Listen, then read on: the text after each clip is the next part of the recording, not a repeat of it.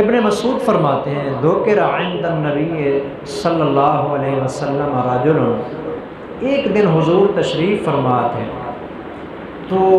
رسول اللہ صلی اللہ علیہ وسلم کے سامنے نا ایک آدمی کا ذکر کیا گیا اور کہا گیا یا رسول اللہ ایک آدمی ہے، فقیل له ما زال نائما حتی اصبح، یا رسول اللہ وہ ساری رات سویا رہتا ہے، اتنا سویا رہتا ہے فجر کی نماز کے لیے بھی وہ نہیں اٹھتا ہے۔ ساری رات گزر گئی، فجر کی نماز کا وقت گزر گیا، ما قام الی الصلاۃ، یہ فجر کی نماز کے لیے اٹھا ہی نہیں ہے، فجر کی نماز اس نے ادا نہیں کی، اور فجر کی نماز کا جو وقت تھا ختم ہو گیا اور سورج طلوع ہو گیا۔ اس کے بارے میں حضور کیا ارشاد فرماتے ہیں؟ یہی صورتحال تقریباً ہم مسلمانوں میں سے تقریباً ہر دوسرے مسلمان کی ہے، فجر کی نماز خاص طور پر جی، اور اس میں سے بھی خاص طور پر یہ جو گرمیوں کا موسم ہے نا، اس کے اندر نماز فجر کا بہت کم اہتمام ہوتا ہے، اس لیے مسجدیں بہت کم اس کے اندر نمازی نظر آتے ہیں فجر کی نماز کے اندر۔ وجہ سستی، وجہ نیند کا پورا نہ ہونا، لیٹ سونا، اور فجر کی نماز کا قضا ہو جانا۔ تو نبی اکرم صلی اللہ علیہ وسلم کے سامنے جب اس کا ذکر کیا گیا، یہ بخاری اور مسلم شریف کی روایت ہے جو ابھی میں آپ کو سنا رہا ہوں، یا رسول اللہ اس طرح کا جو آدمی ہے فجر کی نماز نہیں پڑھتا، سویا ہی رہتا ہے اور سورج طلوع ہو جاتا ہے، اس کے بارے میں حضور کیا ارشاد فرماتے ہیں؟ حضور نے فرمایا ذالک رجل بال الشیطان فی اذنہ او قال فی اذنیہ، رسول اللہ صلی اللہ علیہ وسلم نے فرمایا یہ جو فجر کی نماز نہیں پڑھتا، سویا رہتا ہے، سورج طلوع ہو جاتا ہے، یہ ایسا بد نصیب آدمی ہے، شیطان اس کے دونوں کانوں میں پیشاب کرتا ہے،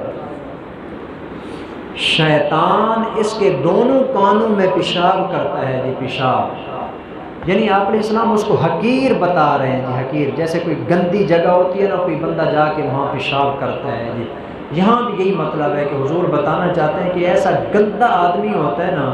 شیطان وہاں پر جا کے پیشاب کرتا ہے، خاص طور پر اس کے کان کے اندر بھی، اسی وجہ سے وہ فجر کی اذان بھی نہیں سنتا، اللہ کی بات کے اوپر لبیک بھی نہیں کہتا، تو غفلت میں پڑا رہتا ہے، اس کے کان بند پڑے رہتے ہیں، اور اذان کی آواز سنے بغیر وہ ایسے ہی فجر کی نماز کو ٹال جاتا ہے۔ تو اس لیے آپ علیہ السلام نے فرمایا کہ اس آدمی کے ایک کان میں یا دونوں کانوں میں شیطان آ کے پیشاب کر جاتا ہے۔ اب یہاں پر سوچنے کا مقام ہے، دیکھیں یہ حدیث پاک کا ترجمہ تھا جو میں نے ذکر کی ہے، کوئی بات میں نے اپنی طرف سے نہیں کی، اور میرے لیے مناسب بھی نہیں ہے کہ حضور کی بات کے درمیان میں اپنی بات کو ایڈ کرتا ہوں۔ رسول اللہ صلی اللہ علیہ وسلم کا یہ فرمان میں نے آپ کے سامنے ذکر کر دیا۔ آپ اندازہ لگائیں، جس گھر کے اندر، خدا کے لیے ہر بندہ اس بات کے اوپر توجہ دے، جس گھر کے اندر صبح فجر کے وقت جو انتہائی خوبصورت ترین ٹائم ہوتا ہے، سورج طلوع ہونے سے پہلے والا جو ٹھنڈا ٹھنڈا پیارا پیارا دھیما دھیما موسم ہوتا ہے، کبھی اس کو اٹھ کے دیکھا کریں۔ حضور نے یہ بھی ارشاد فرمایا کہ جنت کا جو منظر ہوگا نا وہ بھی یہی ہوگا جی، جو فجر کے بعد والا ٹائم ہوتا ہے جی، نہ اتنا زیادہ گرمی ہوتی ہے نہ اتنا زیادہ ٹھنڈ ہوتی ہے، درمیانہ معتدل اس کے اندر موسم ہوتا ہے، اور دھوپ بھی نہیں ہوتی، اندھیرا بھی نہیں ہوتا، درمیان والا معتدل چھاؤں کی طرح چھاؤں ہوتی ہے۔ جب اس صبح کے وقت کے اندر کسی گھر کے اندر نہیں، کسی گھر کے اس سونے والے بندے کے کانوں کے اندر آ کے شیطان پیشاب کر کے جائے، اس گھر کے اندر کتنی نحوست ٹپکتی ہوگی،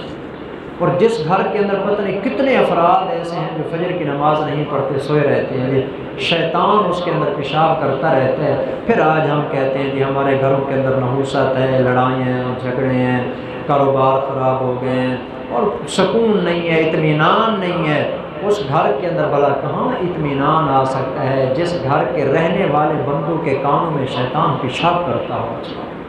تو اس لیے آپ علیہ السلام کا یہ فرمان گرامی ہمیں ایک نئی زندگی فراہم کرا ہے، ایک امید دے رہا ہے، امید،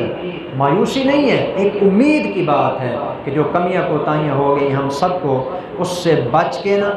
آئندہ کے لیے فجر کی خاص طور پر جو نماز ہے اس کا لازمی طور پر اہتمام کرنا چاہیے، نہیں تو اتنا بڑا گناہ ہے۔ حضور نے فرمایا کہ من فاتتہ صلاۃ فکأنما وتر مالہ واہلہ، جس آدمی کی صرف ایک نماز قضا ہو جائے یوں سمجھو کہ اس کا اتنا بڑا نقصان ہے کہ اس کے گھر والے، اس کی بیوی، اس کے بچے، اس کا کاروبار، اس کا مکمل سیٹ اپ جو اس نے بنا کے رکھا تھا یوں سمجھو کہ اس کا سب کچھ تباہ و برباد ہو گیا ہے، نماز رہ گئی ہے۔ اس لیے ہمیں سوچنا چاہیے کہ یہ نماز کا رہ جانا بھی ایک بہت بڑی ہمارے لیے نقصان کی بات ہے، اس لیے نماز کا خصوصی اہتمام کرنا چاہیے، خاص طور پر فجر کی نماز کا۔ اللہ سبحانہ و تعالیٰ ہم سب کو فجر کی نماز کا خاص طور پر اہتمام کرنے کی توفیق عطا فرمائے۔ وما علینا الا البلاغ المبین۔